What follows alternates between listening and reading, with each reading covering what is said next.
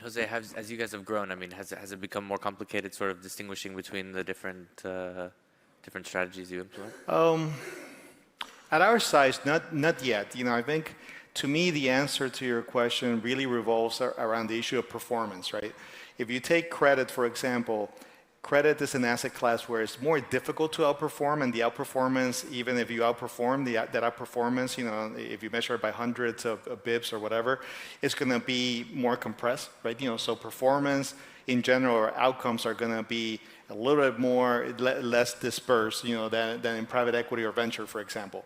So in that context, where you have, kind of lower absolute returns and less dispersion of returns, size will matter, because then, size will determine things like fees, right? So as the larger players can lower those fees, again, that accrues directly to the benefit of investors.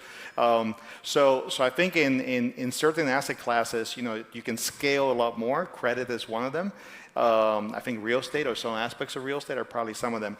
I think if you go to private equity, I think there's more room for kind of more dispersion in terms of returns, and you're going to see more competition based on then performance.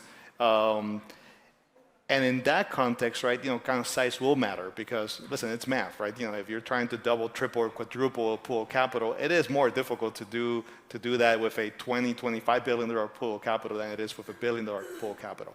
So I think there's going to be very, very directly correlated to, does the strategy really scale? Do you have the tools and the playbook to outperform at whatever size you're targeting? And then you have kind of places like venture where you just can't deploy the capital, right? Fast enough, or you cannot find big enough opportunities to deploy the capital. So those are always going to be kind of size constraint, if you will, or those sub asset classes are always going to be size constraint, in my opinion.